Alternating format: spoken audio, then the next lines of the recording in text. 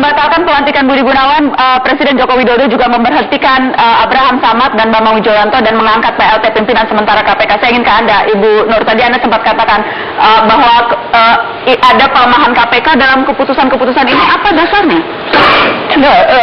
Ya, sekarang ini ya kriminalisasi tetap dilakukan ya.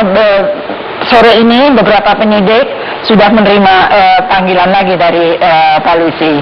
Juga sudah beredar luas bahwa 21 penyidik itu akan ditersangkakan gitu. Jadi nggak berhenti pada pimpinan KPK, tapi juga humasnya, bagian hukumnya, penyidiknya, semua itu masih tetap. Sesungguhnya itu harusnya diberhentikan. Bahkan diberhentikan sejak awal sehingga PLT itu tidak diperlukan. Menurut Anda tidak perlu PLT, tapi kan Undang-Undang KPK jelas menyebut kalau jadi tersangka harus mundur. Ya, tapi bisa tuh dibentuk misalnya tim independen, apakah kriminalisasi itu betul atau tidak? Sudah ada tim independen? Tim independen untuk melihat apakah kriminalisasi itu betul atau enggak, benar atau enggak gitu. Terutama kriminalisasi terhadap diberikan kepres, lalu kemudian mereka bisa memeriksa materi. Tapi yang tim 9 ini sama sekali tidak diberi, jadi tidak diberi. Maksudnya tim independen yang memeriksa kasus kriminalisasi itu. Apa kekhawatiran Anda sekarang, Bu Nur, dengan keluarnya keputusan Presiden memberhentikan AS dan BW dan kemudian mengangkat PLT? Apa kekhawatiran Anda? Ada beberapa kekhawatiran. Saya kira di tim PLT itu mungkin menghentikan beberapa kasus yang diperiksa oleh KPK. Salah satu dari anggota PLT itu saya kira masih punya perkara di KPK atau pernah punya perkara di KPK yang itu anak pinanya belum selesai, misalnya kasus Senturi, gitu. Itu kekhawatiran yang besar sekali gitu. Kedua, bagaimana ini proses tentang pra-peradilan itu, karena kami berharap itu tetap diajukan PK-nya untuk kemudian itu bisa jadi jurisprudensi yang tetap kalau itu memang satu penemuan yang bisa diterima. Ini juga kalau jadi Anda sesungguhnya mengharapkan lebih dari apa yang tadi sudah disampaikan oleh Presiden Jokowi. Tentu saja SP3 untuk 2 klien saya itu, kemudian proses-proses yang lain tetap berlanjut termasuk terhadap BG, karena Undang-Undang KPK tidak bisa mengeluarkan SP3. Itu soal.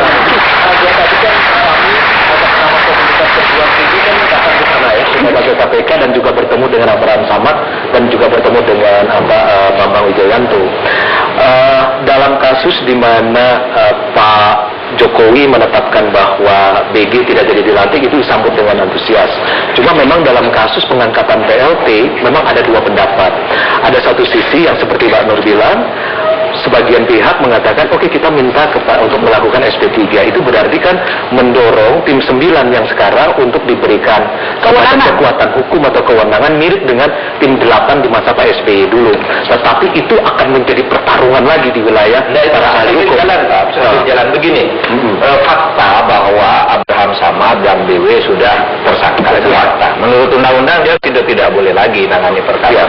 Nah, kalaupun nanti mau menghilangkan kriminalisasi, kalau itu dianggap kriminalisasi. Anda menganggap itu kriminalisasi? Enggak, ini kalau ini benar. Tapi Anda sendiri, Pak Mahfud? Saya melihatnya memang kurang proporsional. Kurang proporsional. Saya membaca tersangka dalam kasus-kasus yang sekecil itu dan sudah lama gitu. Oke. Kesan politiknya itu tidak hilang. Nah, tapi gini, dulu si Samad dan Bibit Chandra, itu kan juga begitu, dinonaktifkan dulu, lalu diangkat PLT. Tetapi ini kemudian dikeluarkan SKP 2, bukan SP3, kan nggak boleh kan SP3 kalau sudah gitu. Syarat-syaratnya tidak terpenuhi, ini sudah. Nah, boleh seperti itu.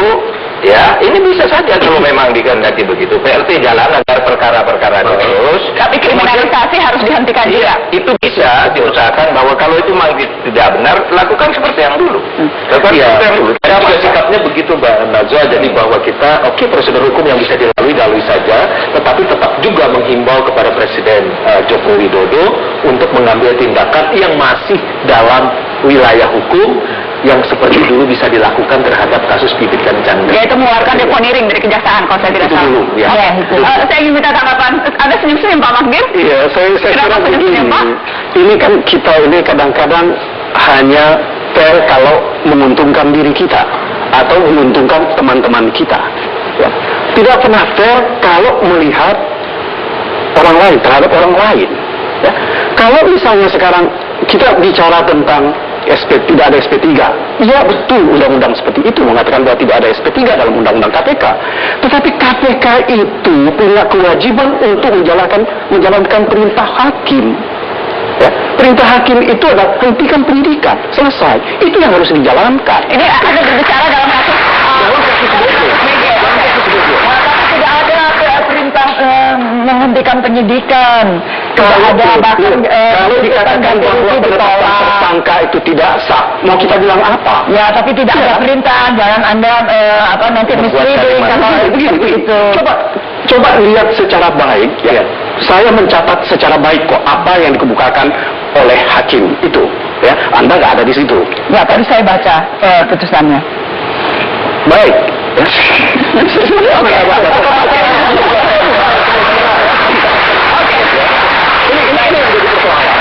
Kalau kita coba lihat jernih melihat persoalan ini, ya, apa sih alasannya kenapa sih mereka tidak berani untuk menghadapi proses persidangan? Mereka berani.